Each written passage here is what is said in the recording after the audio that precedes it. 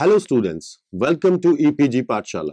I am Dr. Arun Singh Thakur from Punjab University, Chandigarh. Today we are going to discuss about the module Characteristics, Types and Formation of Companies from the paper Tourism and Hospitality Entrepreneurship and Legal Environment.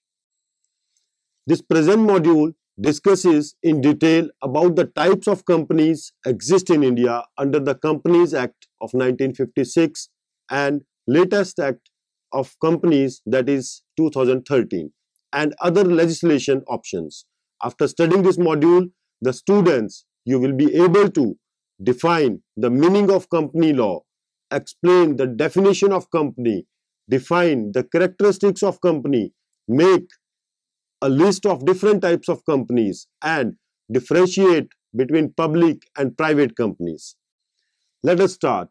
Globalization in the world resulted in the emergence of multinational companies. These multinational companies run on big finances and thus risk involved is major.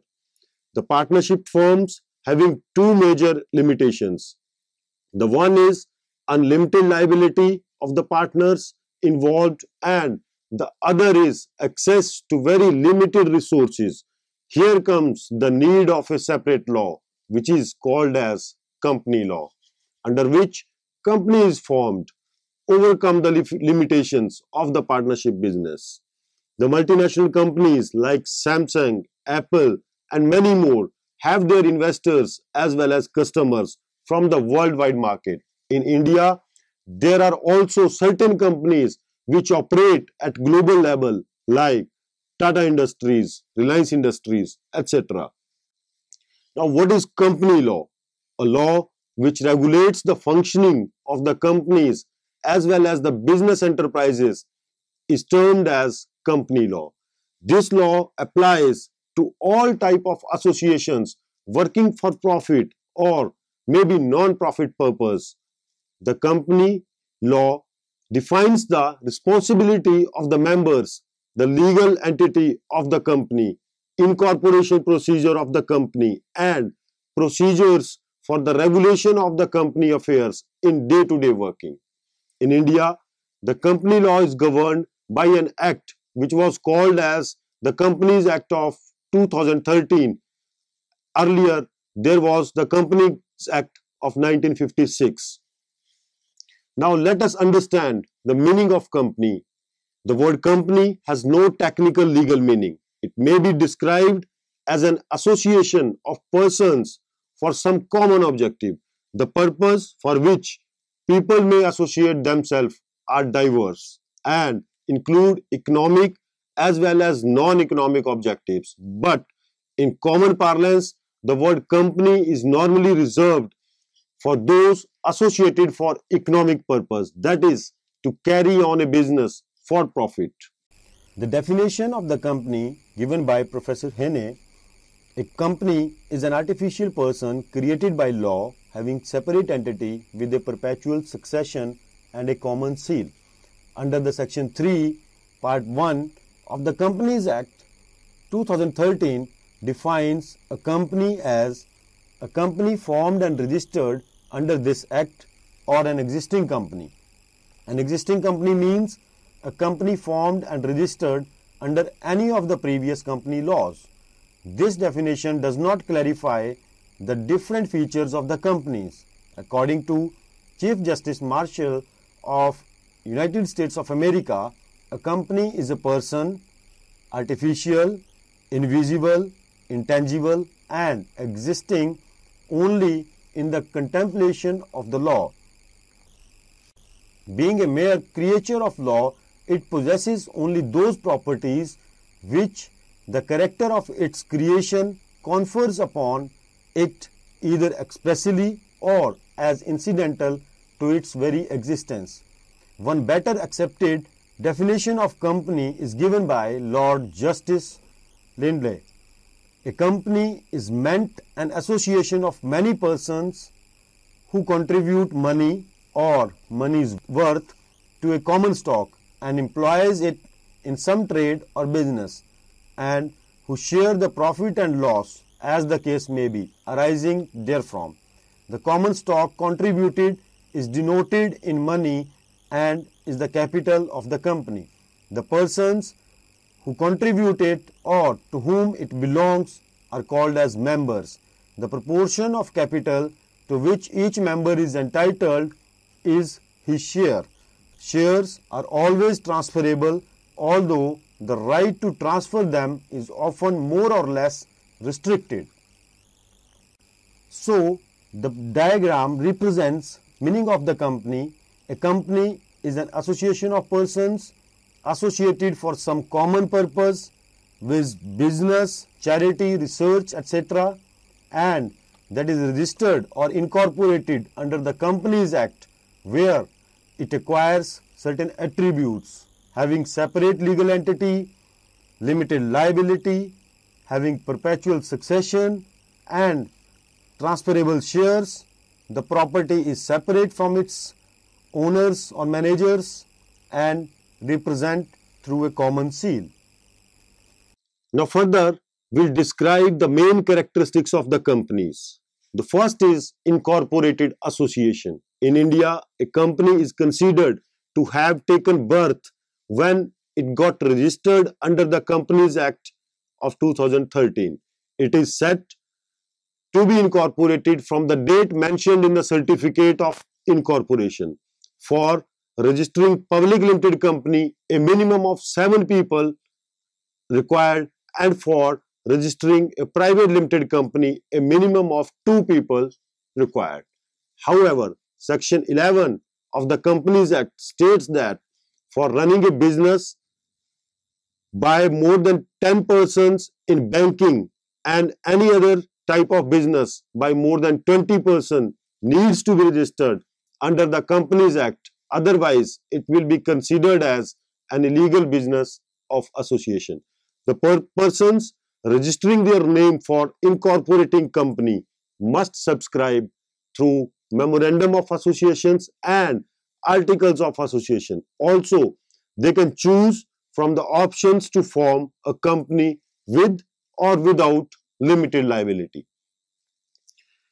The point number 2 states artificial and legal person as its characteristics.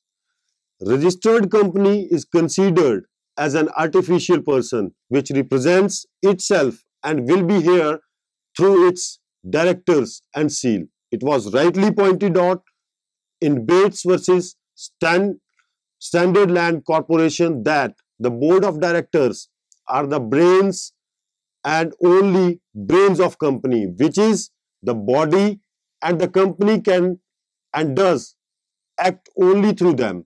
But for many purposes, a company is legal person like a natural person.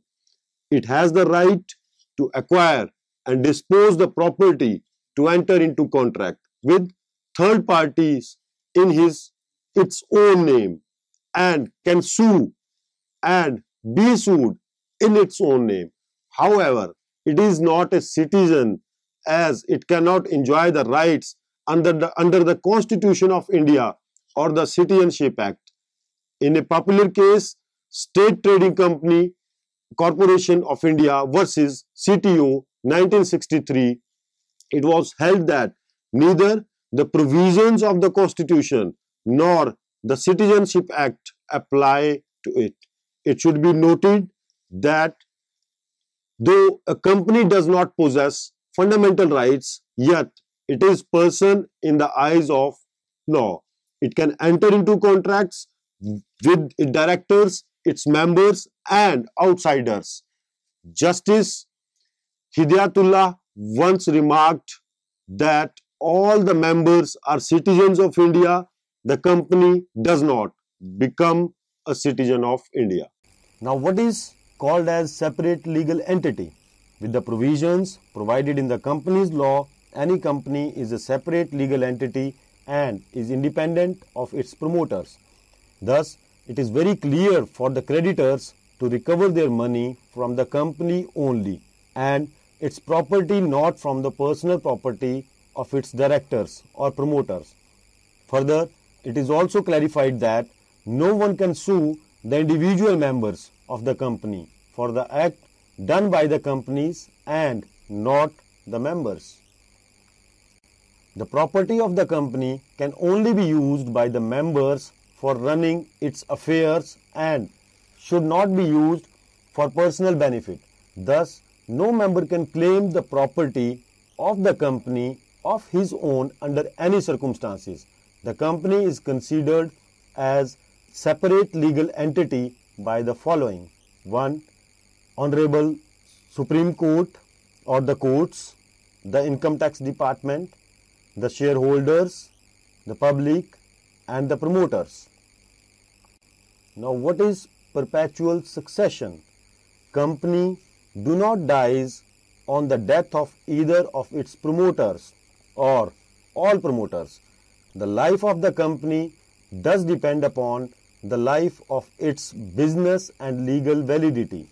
Members in the company are of temporary nature, which can come in and go out.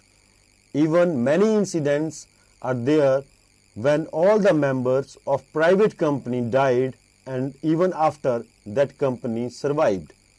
Thus, company can be compared with a river which flows continuously despite of the geographical settings. What is termed as common seal?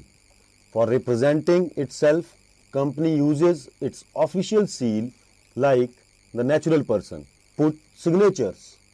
Its members are authorized persons for acting on behalf of the company. The company is bound legally only if documents contain its seal and signature of the members. For a fixing, steel company proceeds through its regulations and articles of associations already submitted to the Companies Act during its incorporation. Now we'll try to understand what is limited liability of the members. A company can be registered either limited by shares or limited by guarantee.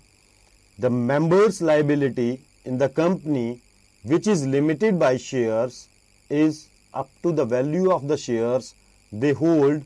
For example, if a person holds 30% of the shares of a company amounting rupees 2 lakh out of a total capital, his liability will be paying up to rupees 2 lakhs or less.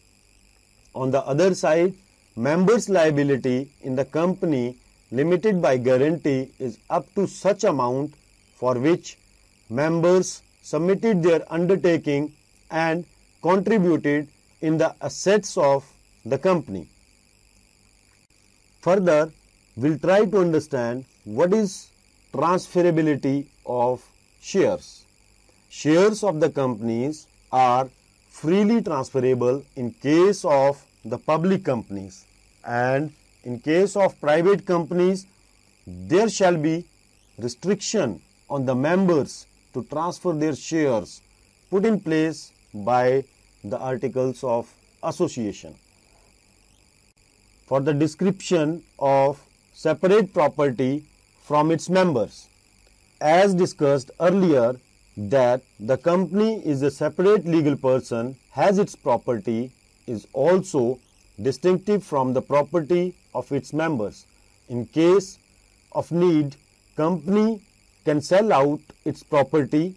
Maybe that property has been contributed by its members as a part of their share. What is called as delegated management? The companies can have large number of members, and in this scenario, it is not possible for all of them to take part in the affairs of the company. Therefore, the company delegates its authority through the board of directors or the management committee. However, the section of this core group of management is through majority of the votes in the general body meeting of the company. Further, we'll discuss the classification of the companies. Under the Companies Act of 2013, there is a provision to register different types of companies. Broadly categorizing these companies are as follows. One, the private companies, and other are the public companies.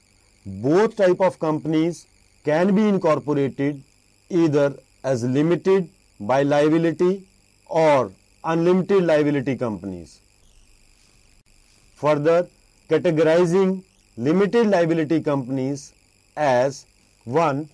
Companies limited by shares, others companies limited by guarantee, and third, companies limited by guarantee as well as by shares. The classification of the companies on the basis the companies incorporated as per their mode of incorporation. Those companies which are incorporated by special act of legislation or maybe under Companies Act are termed as statutory companies and incorporated companies respectively.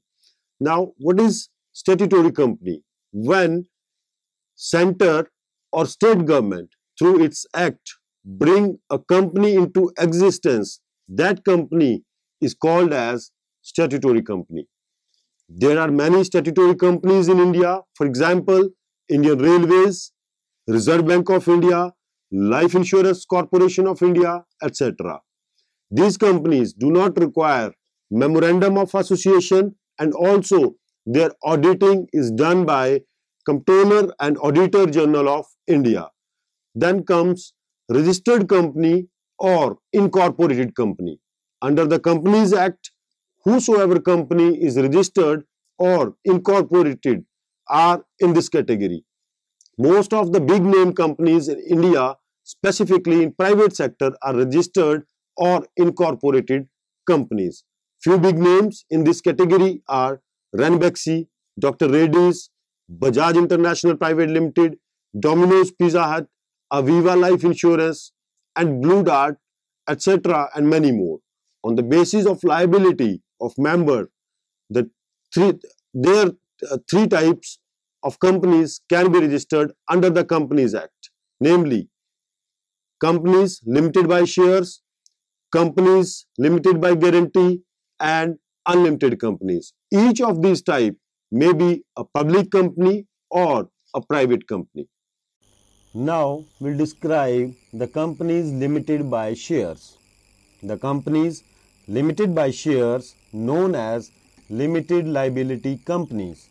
In these companies, the members are liable to the amount of shares they hold.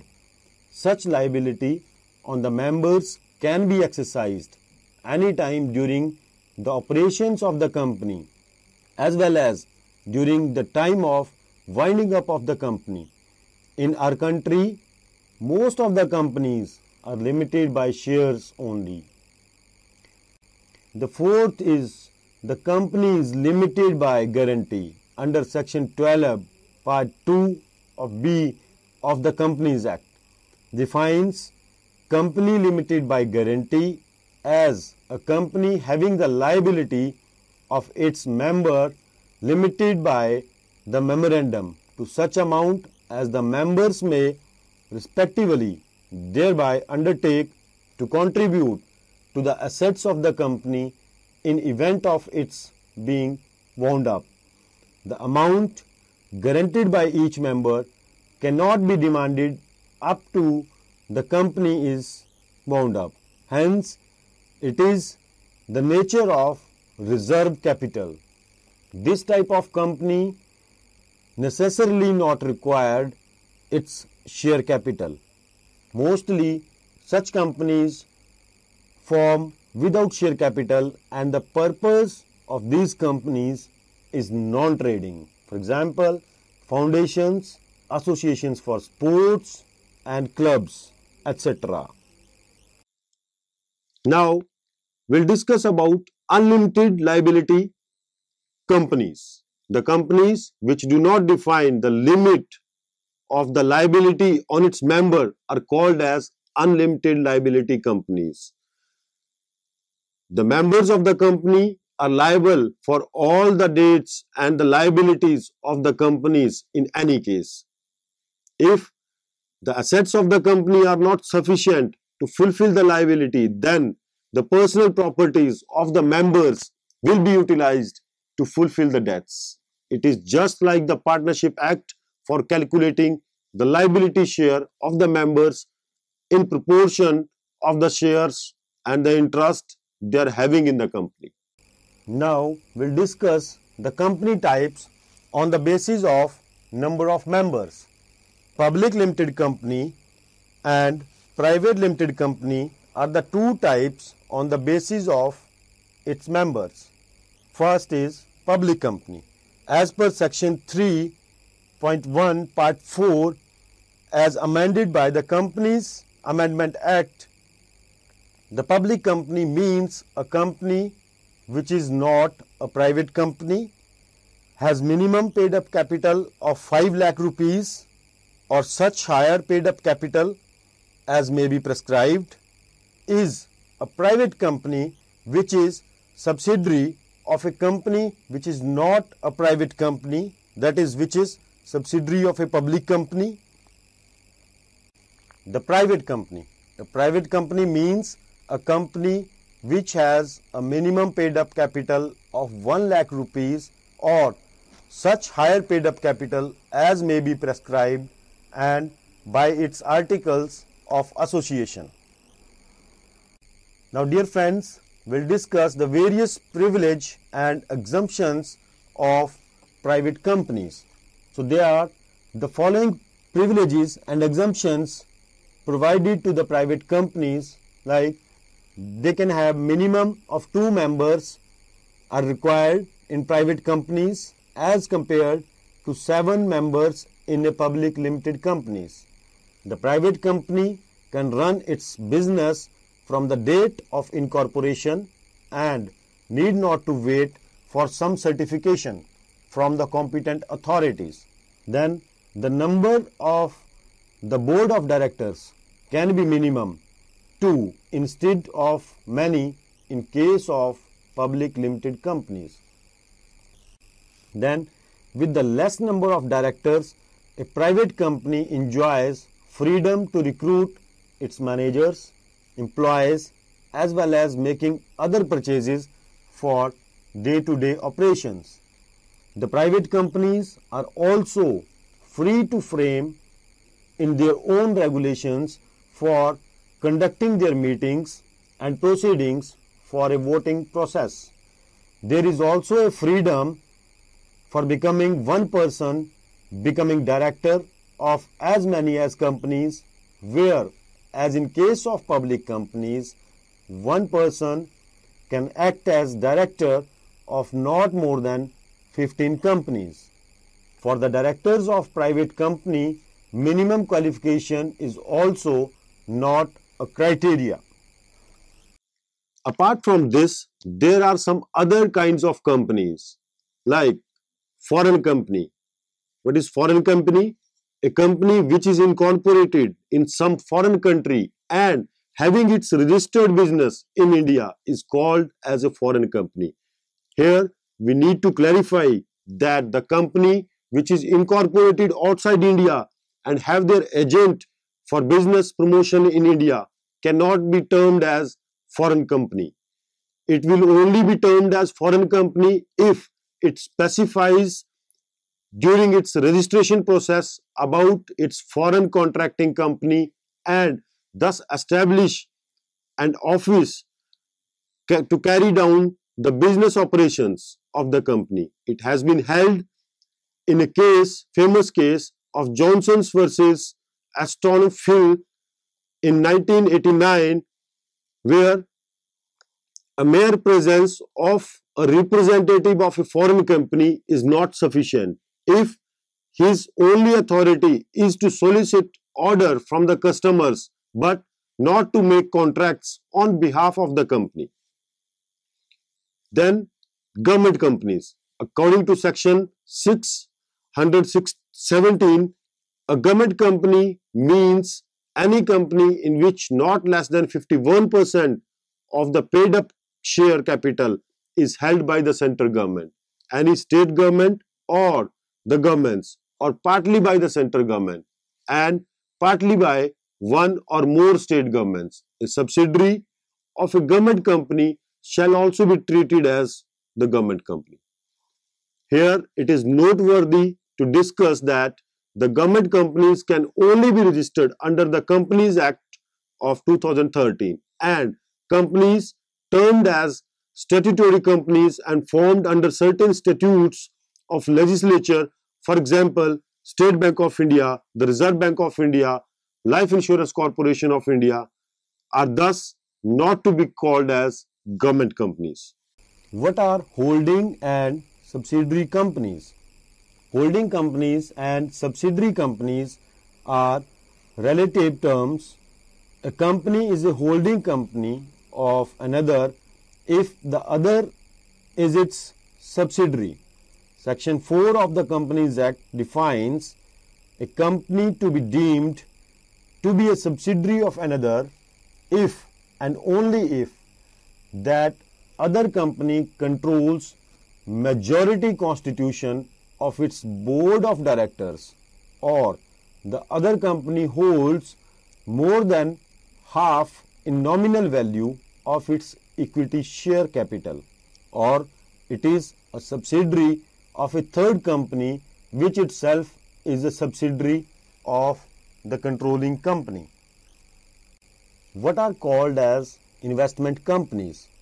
An investment company may be defined as a company whose principal business is the acquisition of share, stock, debentures or other securities. A company will be an investment company if its principal business consists in acquiring, holding and dealing in shares and securities according to its own memorandum.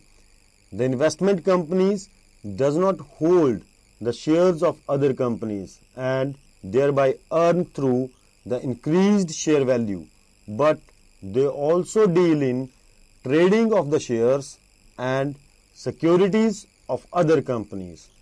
Normally, these companies are treated as the companies who do not run their operations or manufacture product and services for generating profits. The other types of companies, the public financial institutions. Another category in the list of type of companies is the public financial institution. Here are few such institutions in India. The Industrial Development Bank of India, IDBI, the Union Trust of India, UTI, the Life Insurance Corporation of India, LIC. Now, friends, we'll try to understand what is single person company. When some company registered by one individual with family members as the names of required members in order to save tax and protecting control of the business from outsiders as well is termed as single person company. Such companies do not fulfill the regulatory conditions and also termed as company owned by family or single person. And lastly, we'll try to understand what are called as unregistered companies as per the provisions in the Act. Section 582 of the Companies Act defines an unregistered company to include any partnership, association or company consisting of more than 7 members.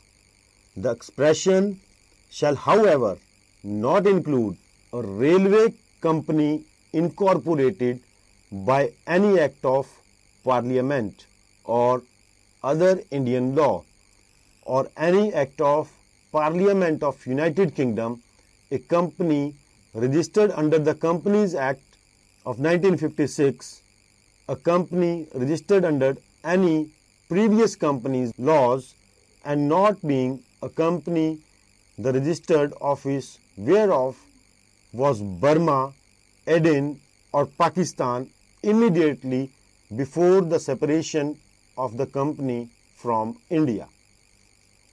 So, the students, let us now summarize what we have learned in this module. The Companies Act provides for a variety of companies that may be promoted and registered under the Act. However, two basic type of companies which may be registered under the Act are private companies and the public companies. These may be further incorporated as limited liabilities companies or unlimited liability companies. Registration of the business in India, however, is not mandatory, but non-registration can fetch certain risk, such as everybody can sue you and you cannot sue anybody on behalf of company. Thus, any business should be registered either through the Companies Act or maybe local shops and establishment acts. Thank you very much.